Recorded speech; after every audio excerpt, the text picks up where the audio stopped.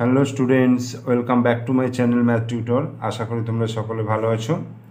আজকে এই ভিডিওর মাধ্যমে আমি তোমাদেরকে করাবো একটা প্রশ্নপত্র, যেটা তোমাদের ক্লাস 3-র আমার গণিত বইয়ের থার্ড ইউনিট টেস্ট অর্থাৎ থার্ড সামেটিভ ইভ্যালুয়েশন বা তৃতীয় পর্যায়ক্রমিক মূল্যায়নের আমার গণিত বইয়ের যে তোমাদের 50 নম্বরের প্রশ্ন হবে, সেই প্রশ্নেরই একটা নমুনা প্রশ্নপত্র আমি তোমাদেরকে করাবো। তোমরা অবশ্যই প্রথম থেকে শেষ পর্যন্ত ভিডিওটা দেখবে।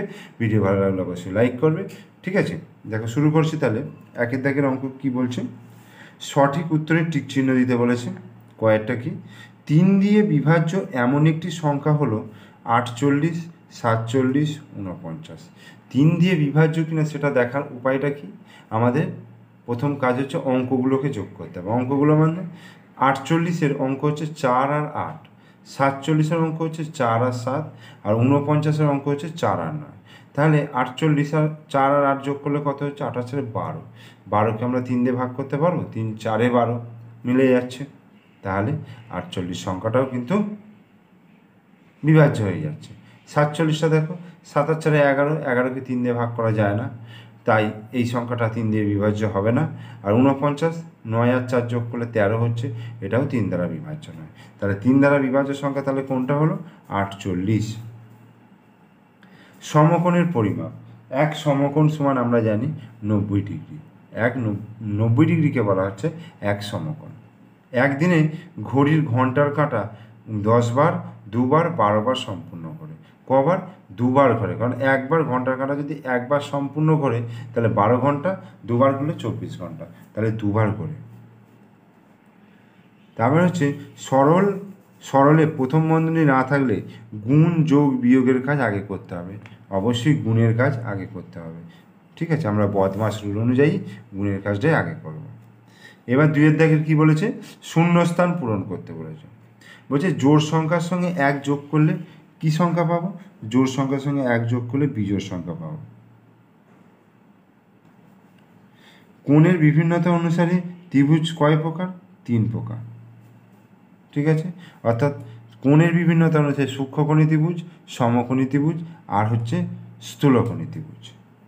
একটি বক্রতলের উদাহরণ হলো, একটি বক্রতলের উদাহরণ আমি যদি বলি ফুটবল বক্রতল একটা উদাহরণ, ঠিক আছে? তাহলে আমি কি বলবো? ফুটবলের উপরিতল।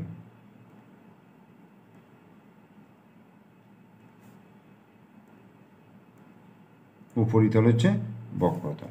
আচ্ছা, 6:45 বলতে আমরা কি বুঝি? 6:45 মানে হচ্ছে 7টা বাজতে 15 মিনিট বাকি। 7টা বাজতে 15 মিনিট বাকি, ঠিক আছে? ঘন্টার কাঁটা মিনিটের কাঁটার চেয়ে কী হয়? ঘন্টার কাঁটা মিনিটের কাঁটার চেয়ে ছোটো হয়। আর জোড় সংখ্যা প্লাস বিজোড় সংখ্যা কী হয়? বিজোড় সংখ্যা। কারণ জোড় সংখ্যা যদি 2 নিই আর বিজোড় সংখ্যা যদি 3 নিই, তাহলে 3 আর 2 যোগ করলে কত হচ্ছে? 5 হচ্ছে, তাহলে সেটাও বিজোড় সংখ্যা হয়ে যাচ্ছে। এইবার 3-এর দাগে কী বলছে? ঠিক উত্তরের পাশে সত্য এবং ভুল উত্তরের পাশে মিথ্যা লিখতে বলছে। তাহলে দুটি বিজোড় সংখ্যার যোগফল সর্বদা জোড় সংখ্যা হয়। দুটি বিজোড় সংখ্যা, ধরো দুটো বিজোড় সংখ্যা 3 আর 5 যোগ করলে কত হচ্ছে? 5 আর 3 8, জোড় সংখ্যা। তাহলে এটা কি বলবো? এটা হচ্ছে সত্য। কোনো সংখ্যার একক স্থানীয় অঙ্ক বিজোড় সংখ্যা হলে সেই সংখ্যাটি 2 দ্বারা বিভাজ্য। কোনো সংখ্যার একক স্থানীয় অঙ্ক বিজোড় সংখ্যা হলে সেই সংখ্যাটি 2 দ্বারা বিভাজ্য হবে না, কখনোই না, এটা মিথ্যা। কারণ একক স্থানীয় অঙ্ককে অবশ্যই জোড় সংখ্যা হলে তবেই সেটা 2 দ্বারা বিভাজ্য হবে। যে ত্রিভুজের একটি কোণ 90 ডিগ্রি তাকে কি বলে? সূক্ষ্মকোণী ত্রিভুজ। না, সেই ত্রিভুজকে বলা হচ্ছে সমকোণী ত্রিভুজ, এটাও মিথ্যা। গড় কথার মানে সবাইকে সমান ভাগে ভাগ করে দেয়া? হ্যাঁ, সত্য।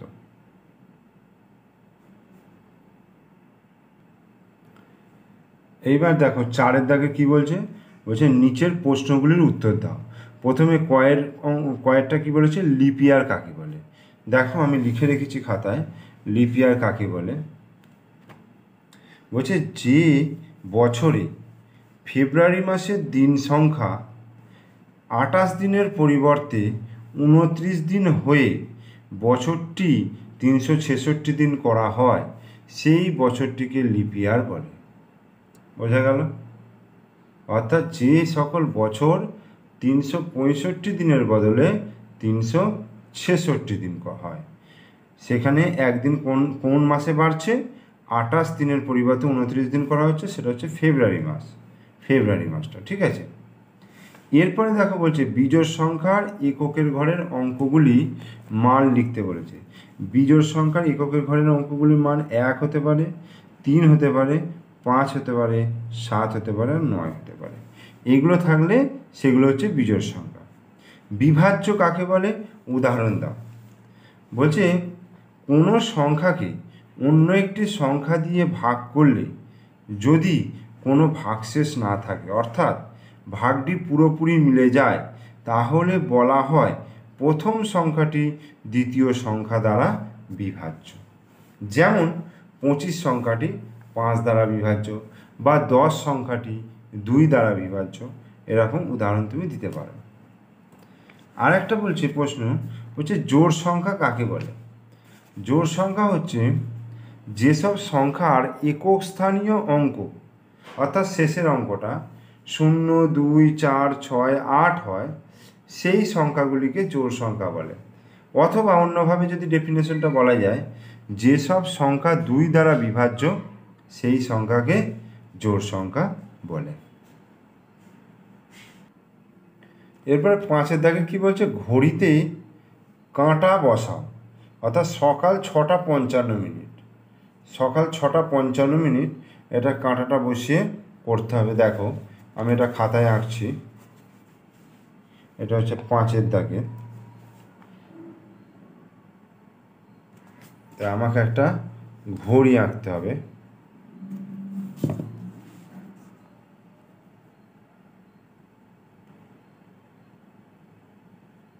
তাই ভুল হয়ে গেল। ঠিক আছে, এটা বাদ দিয়ে দিলাম। এটা এর সেন্টার পয়েন্ট হচ্ছে এইটা।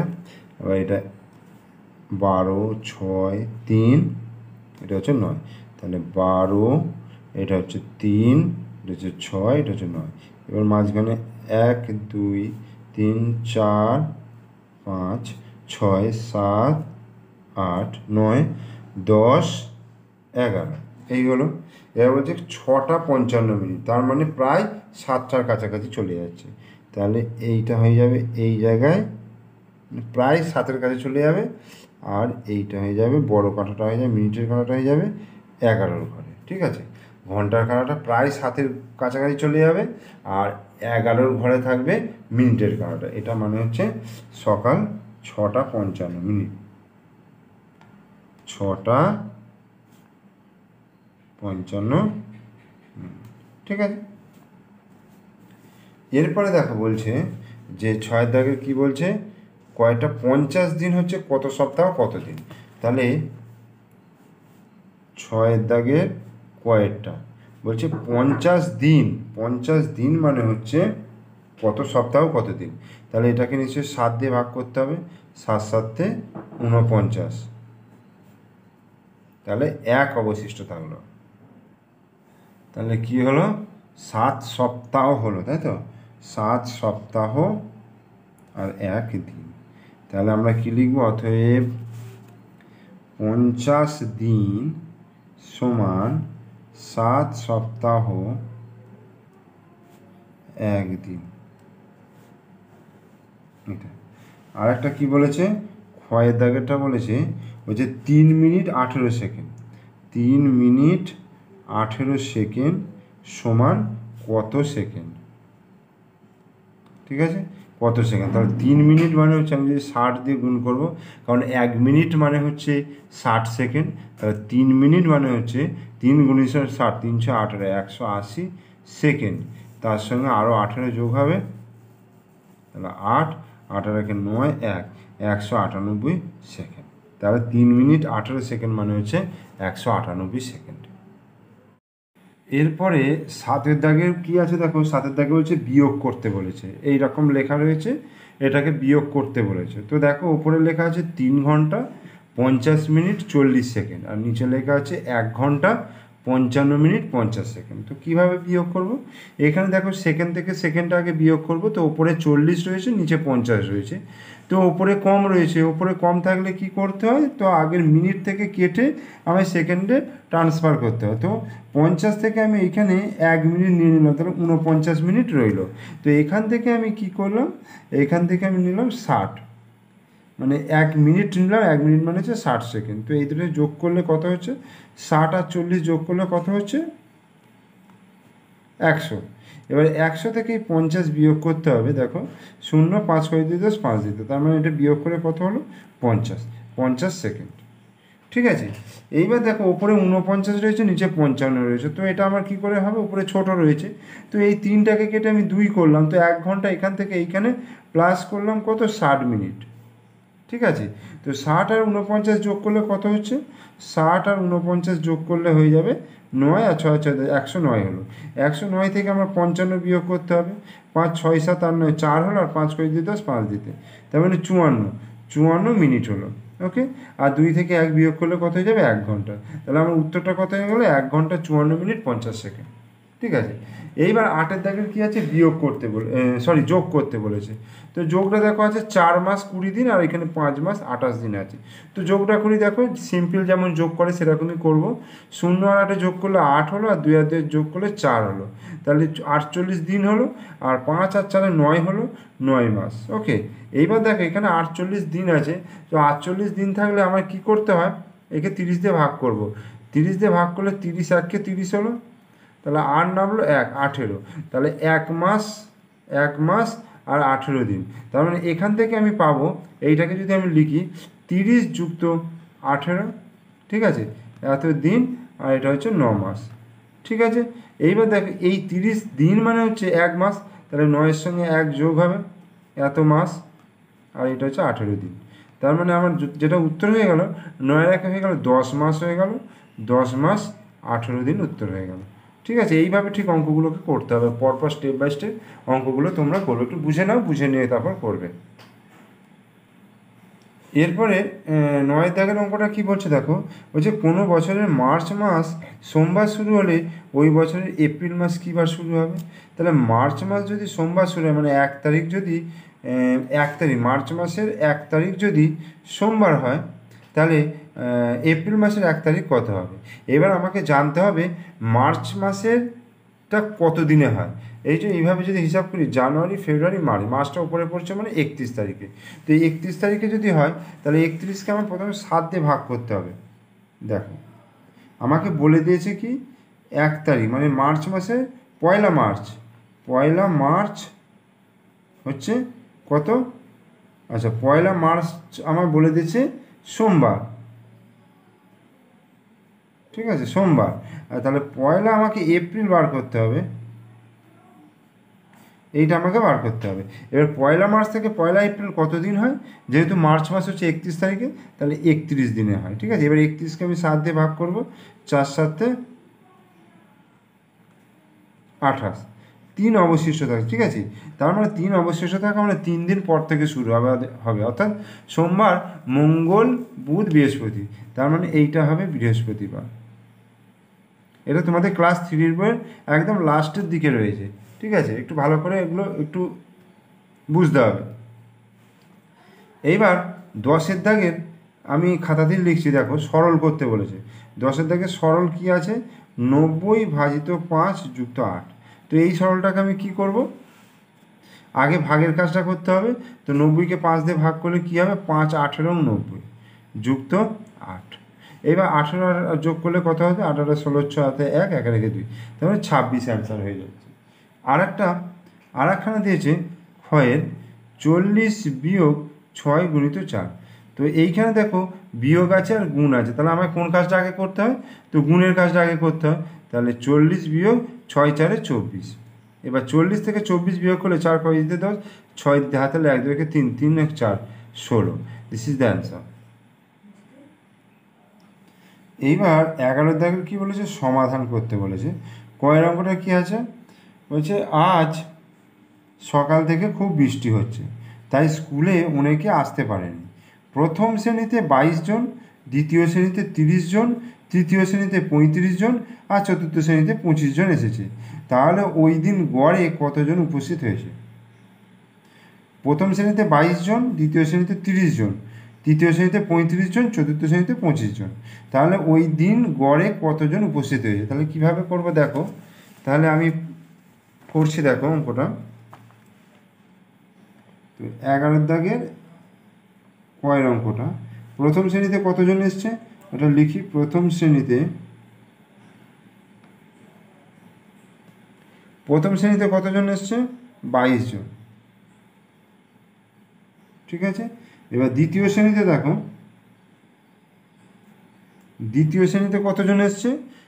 দ্বিতীয় শ্রেণীতে এসছে 30 জন। আচ্ছা, তৃতীয় শ্রেণীতে 35 জন, আর চতুর্থ শ্রেণীতে 25 জন। তাহলে মোট কতজন এসছে? 2, 5, 5 10, 10 2 12, 12 2 হাতে 1, যেটাকে 3, 3 3 6, আর 3 9, আর 2 11। তাহলে 112 জন মোট এসছে। এইবার বলেছে ওই দিন গড়ে কতজন উপস্থিত হয়েছে। তাহলে ওই দিন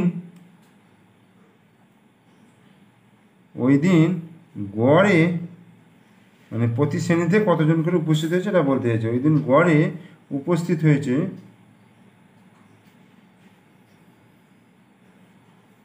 112কে কত দিয়ে ভাগ করবো? 4 দিয়ে ভাগ করবো, ঠিক আছে। এত জন, তাহলে 112কে আমি 4 দিয়ে যদি ভাগ করি, দেখো 4 দুগুণে 8, 32, তো 4 8 32, তাহলে কত হয়ে গেল? 28 জন। 28 জন অ্যান্সার। এরপরে দেখো কয়েরই একটা অথবা দিয়ে রয়েছে, ওই যে দিদিমণি ক্লাসে 285টি খাতা নিয়ে এলেন, প্রত্যেককে 7টি করে খাতা দিলেন, কতজনকে খাতা দিলেন এবং কতগুলি খাতা দিদিমণির কাছে থাকলো। তাহলে মোট খাতা কতগুলো এনেছেন? 285টা। প্রত্যেকে কটা করে খাতা দিল? 7টা করে খাতা দিয়েছে। তাহলে কি করব? তাহলে মোট খাতা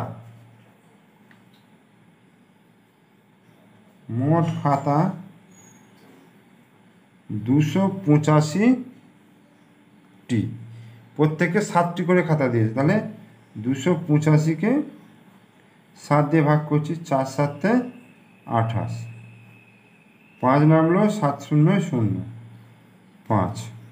তাহলে কি হলো? কতজনকে খাতা দিলেন? 40 জনকে। অতএব মোট 40 জনকে খাতা দিলেন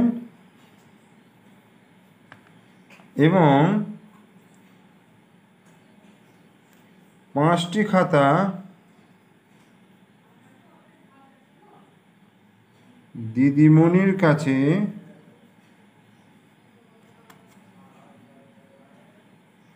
থাকলো।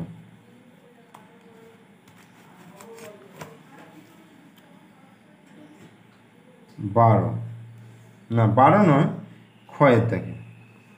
ক্ষয়ের দাগে কী বলছে দেখো,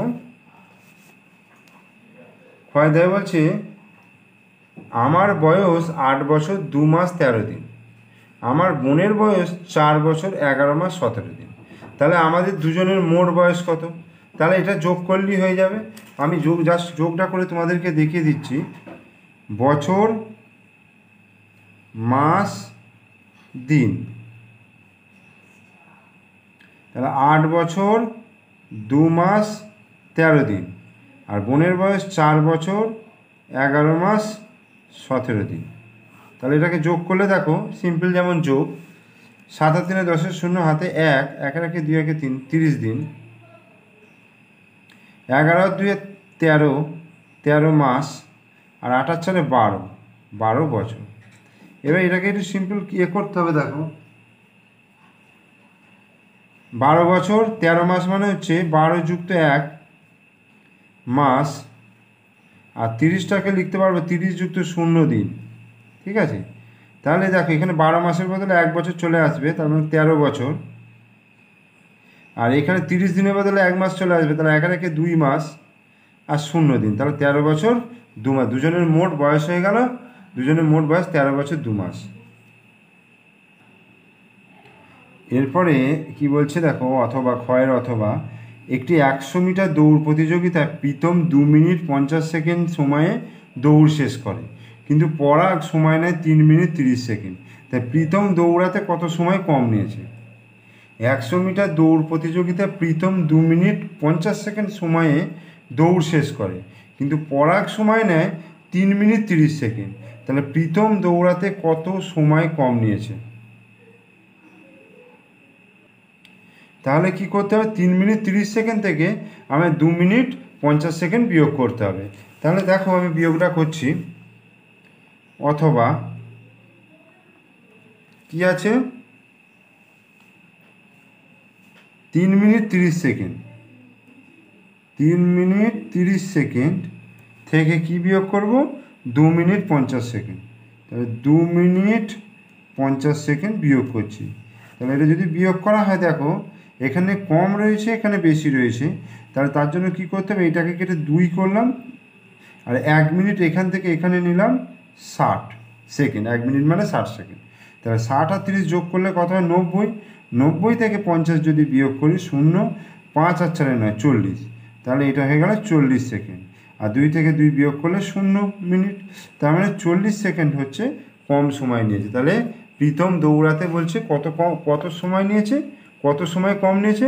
প্রীতম 40 সেকেন্ড কম সময় নিয়েছে। এরপরে দেখো গয়ের দাগের অঙ্কটা কী বলছে, মিতার কাছে 13টি লজেন্স আছে, সেখান থেকে মিতা 3 বন্ধুকে 3টি করে লজেন্স দিল, তার কাছে কতগুলো লজেন্স পড়ে এলো? গণিতের ভাষায় প্রকাশ করতে বলেছে, অর্থাৎ সমীকরণের মতো করতে হবে। দেখো বলছে মিতার কাছে 13খানা লজেন্স ছিল, এটা হচ্ছে গয়ের 13খানা লজেন্স ছিল, সেখান থেকে 3 বন্ধুকে 3টে করে লজেন্স দিল। ঠিক আছে, তাহলে 13 থেকে কত, 3 3 9 বিয়োগ, তাহলে 13 থেকে 9 বিয়োগ করলে 4, তাহলে 4টি লজেন্স পড়ে রইল, 4টি লজেন্স পড়ে রইল। এটা হয়ে গেল। আর অথবাটা কি বলছে, গয়ের অথবাটা দেখো বলছে আজ টিফিনে আমরা 8 জন বন্ধু প্রত্যেকে 2টি করে বিস্কুটের প্যাকেট এনেছি, প্রতি প্যাকেটে 6টা করে বিস্কুট আছে, তাহলে আমাদের কাছে কটি বিস্কুট আছে? বলছে 8 জন বন্ধু প্রত্যেকে 2টি করে বিস্কুটের প্যাকেট এনেছি। কি বলছে, আজ টিফিনে আমরা 8 জন বন্ধু প্রত্যেকে 2টি করে বিস্কুটের প্যাকেট এনেছি। 8 জন বন্ধু 2টো করে, মানে 8 2 16টা, প্রতি প্যাকেটে 6টা করে বিস্কুট আছে, তাহলে আমাদের কাছে কটি বিস্কুট আছে, জাস্ট গুণ করে দিলেই হবে। তার মানে গণিতের ভাষায়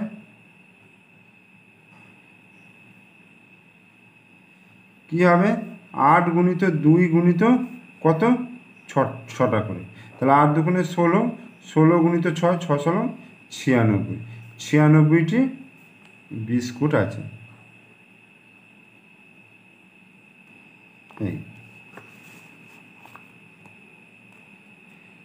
এইবার আমি এগুলো একটু মুখে বলে দিচ্ছি। দেখো 12 দাগের কী বলছে, সরলরেখা ও সরলরেখাংশ মধ্যে পার্থক্য কী?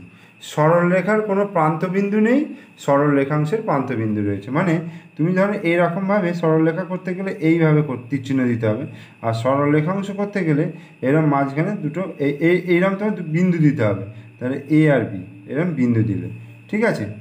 মানে এই জায়গাতে শুরু করে এই জায়গায় শেষ হয়েছে, কিন্তু সরলরেখা শেষ হবে না। তাহলে কি হলো, সরলরেখার প্রান্তবিন্দু নেই, সরলরেখাংশের প্রান্তবিন্দু আছে। সরলরেখাংশ হচ্ছে সরলরেখার একটা অংশ। আয়তক্ষেত্র কাকে বলে? আয়তক্ষেত্র হচ্ছে যে চতুর্ভুজের বিপরীত বাহুগুলো পরস্পর সমান, এইরকম দেখতে হয়। যে চতুর্ভুজের বিপরীত বাহুগুলো এই বাহুগুলো সমান এবং প্রত্যেকটা কোণ 90 ডিগ্রি করে হবে, তাকে কি বলবো, আয়তক্ষেত্র বলবো। ত্রিভুজের কটি অংশ কী কী? ত্রিভুজের 3টি অংশ। কী কী? ত্রিভুজের 3টে বাহু রয়েছে, 3টে কোণ রয়েছে, আর 3টে শীর্ষবিন্দু রয়েছে। এরকম ত্রিভুজের এটা একটা ত্রিভুজ, ত্রিভুজের তিনটে শীর্ষবিন্দু, এটা একটা, এটা একটা, এটা একটা। কোণ বললে এই একটা, এই একটা, একটা, আর বাহু এইটা, এটা, এটা, তিনটে কোণ, তিনটে বাহু রয়েছে। আর সমকোণ কাকে বলবো? যে কোণের মান 90 ডিগ্রি তাকে সমকোণ বলা হবে। এই যে এটা হচ্ছে 90 ডিগ্রি। ঠিক আছে, চিত্র সরল লিখতে বলেছে, তাহলে একটা সরলরেখা এরকম সোজাসুজি দাঁড়িয়ে থাকবে। তাহলে যে কোণের মান 90 ডিগ্রি সেই কোণকে সমকোণ বলা হয়। ঠিক আছে, তাহলে আমরা একটা সম্পূর্ণ প্রশ্নপত্র, নমুনা প্রশ্নপত্র তোমাদের সঙ্গে আলোচনা করলাম। তোমরা অবশ্যই প্রথম থেকে শেষ পর্যন্ত ভিডিওটা দেখবে। ভিডিও ভালো লাগলে অবশ্যই লাইক করবে। তোমরা যদি প্রথম থেকে শেষ পর্যন্ত দেখো অবশ্যই তোমাদের উপকারে লাগবে। আর তোমরা আমার চ্যানেলের নতুন দর্শক হলে অবশ্যই চ্যানেলটিকে সাবস্ক্রাইব করবে, পাশে থাকা বেল আইকন প্রেস করবে। ওকে, বাই বাই।